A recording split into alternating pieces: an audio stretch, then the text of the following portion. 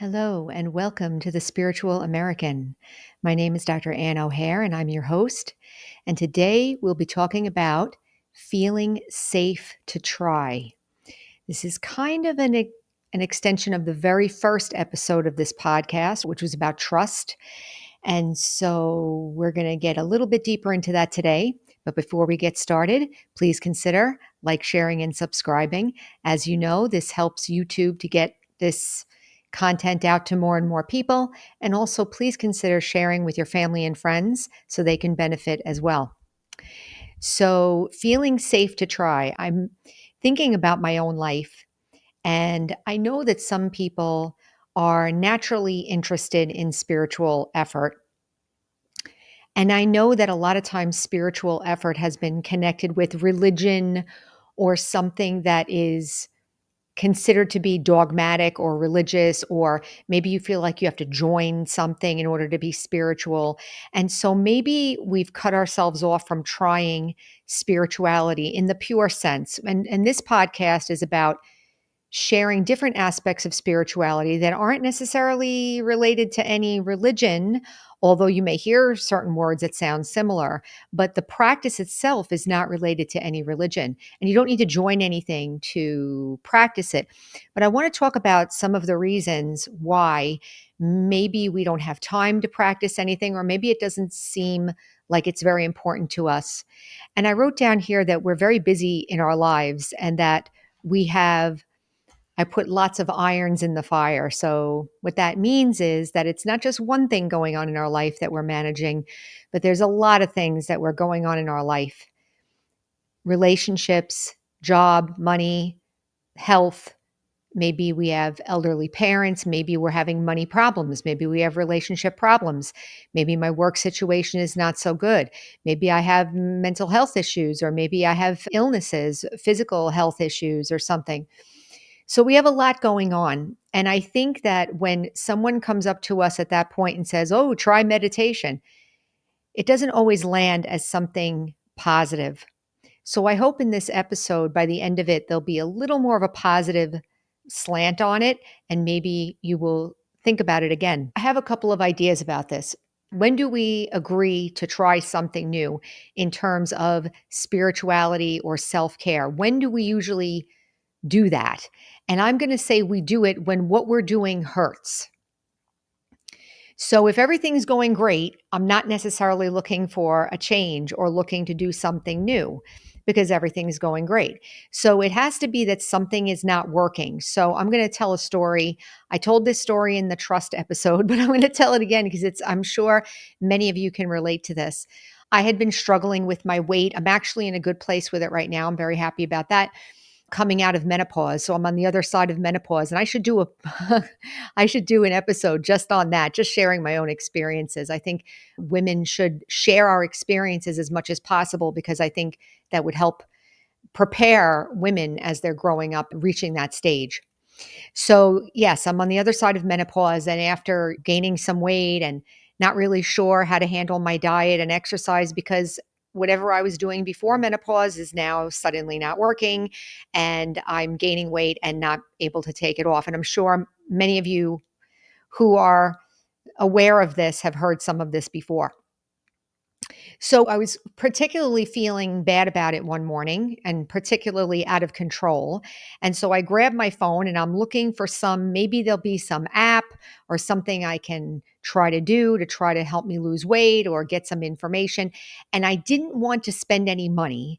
I just wanted some information. So I started looking at these different apps. And one of the apps said, take this questionnaire to see what your goals are and so forth. So I did the questionnaire. And then at the end of the questionnaire, it said, okay, to get your results, you have to join and you have to pay $65 or something. I'm like, no, next. So I'm on to the next one. Because in my heart, I really wanted to get some information. I was feeling defeated in this area and I was looking for help. And so I did find an app that looked like it was free and it had a questionnaire. And I said, okay, I did the questionnaire and then it gave me some information. So it actually gave me some information and it said that based on what you've put in the questionnaire, you can get your goals within 60 days. And I was like, okay. Or was 6 weeks or something like that, 6 weeks. So I said, all right, that sounds good. And then it said, in order to access the full app, you have to pay 19.99 a month. Now I'm thinking, okay, do I want to spend the 19.99? I've told this story before. So those of you who've seen the other episode, bear with me, I'm telling it again. But I said to myself, should I pay the 19.99? And then I said, well, I only need it for 6 weeks. Maybe it'll be worth it. Okay. So I said, okay. So I paid the 19.99. And then lo and behold, the app opened up and it looked like there was some different lists and different trackers. And I was like, great, this is great. Maybe this will work. And there was a water tracker and a sleep tracker and everything. And I was like, wow, okay. Okay. Maybe I did get something here. Then at the bottom, it said meal plans. I said, great. This is definitely what I need. Let me click on the meal plans. And as soon as I clicked on the meal plans, it said, to get your meal plans, upgrade your membership for $69.99.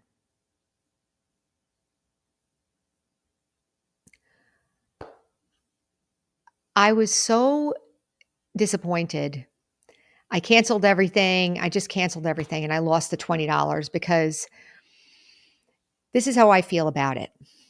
I feel like when someone needs help, if you ask them for money at that time, it's very difficult for the person to feel the full potential of that help. Many people have this feeling. That's not to say that people shouldn't make a living or ask for money. I'm just saying how it feels. If someone really needs help, it would be better maybe or nicer if the person who was saying they were going to help wasn't asking for money. It's just a thought. So I shut it all down. I'm like, forget it. And I felt very disappointed. So with time after time after time of situations like that, one might get a little gun shy about reaching out for help. So I want to framework this conversation that meditation and spiritual effort is actually there to help us get better. And what do I mean by get better? Get better emotionally, get better physically. My personality will get better. My relationships will get better. My ability to decide and make decisions and my self respect will get better. This is what meditation and spiritual effort offers. But like I said in the beginning, if I'm busy with all these things and somebody says, well, let's meditate, it doesn't compute. How is meditation going to help me pay my bills? How is meditation going to help me put food on the table? How is meditation going to help me lose weight or help me with my relationship that's not working? How's meditation going to help me? I just got laid off.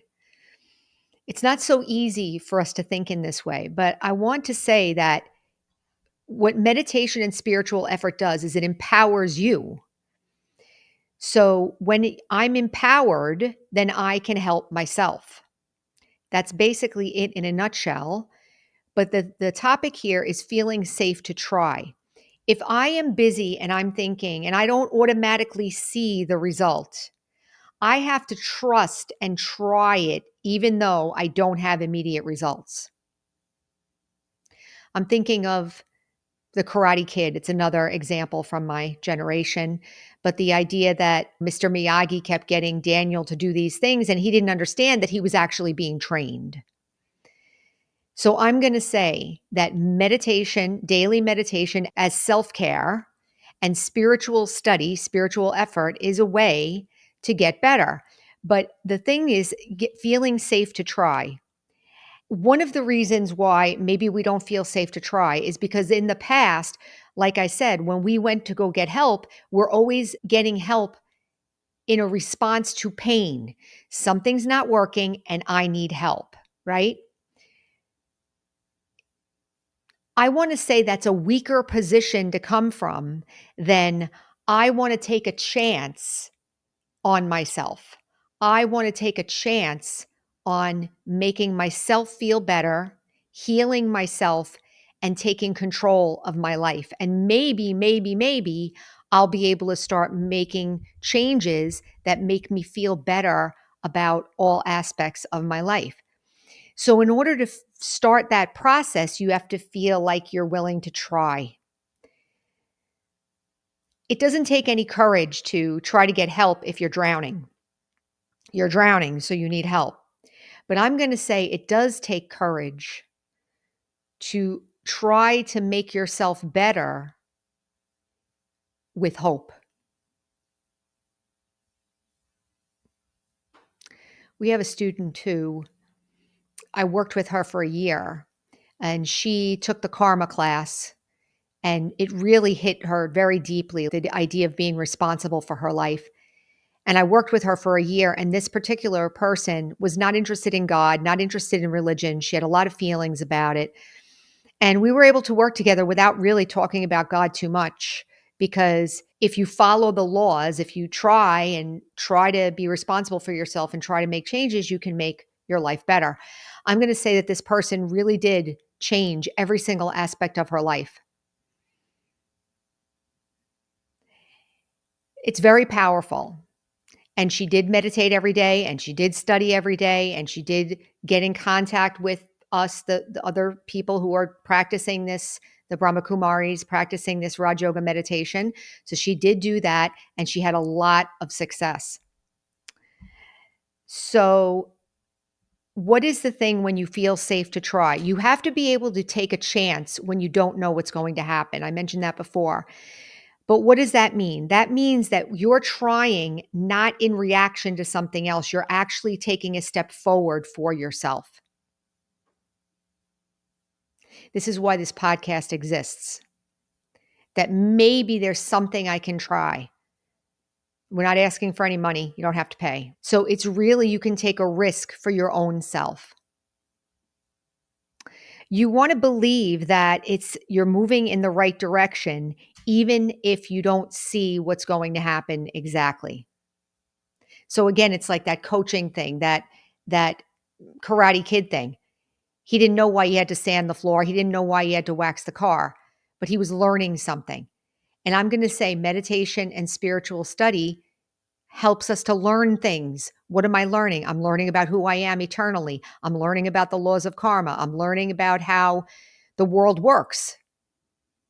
I'm learning that a soul is actually having a time-based experience, but also exists outside of time. These things make a difference, believe it or not, in our life. So I'll leave it at one final thought.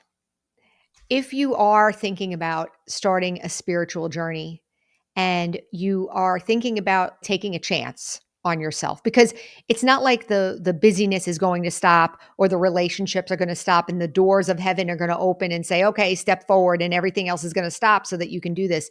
As a matter of fact, in my situation, I did not feel good about it in my environment at all. And the people around me were very negative about me doing the practice at first. And I don't blame them. I mean, they were negative about it because of the way I was interacting with them. So all of a sudden I stopped. So it's like there were two hands clapping and all of a sudden I stopped. And then they're like, wait a minute, where's the other hand?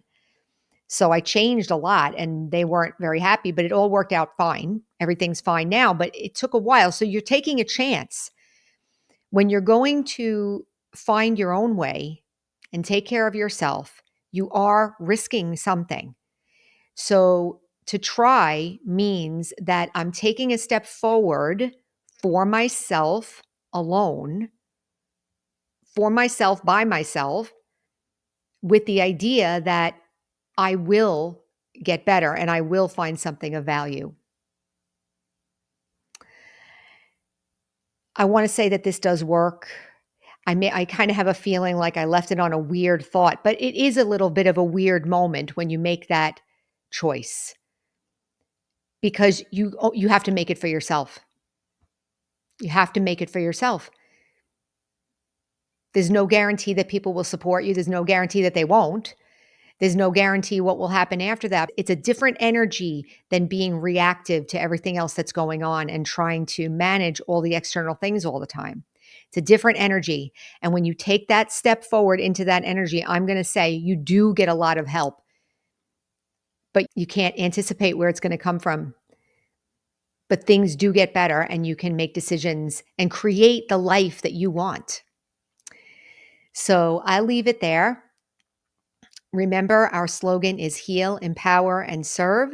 When we step forward and we try in terms of spirituality to make myself better, I take that step of courage and I become stronger. It has an impact on everybody around me. It may not look good at first. It depends. It may be fine or it may not be, but that's okay. Eventually, if you stick to your own path, the rest of it will work out.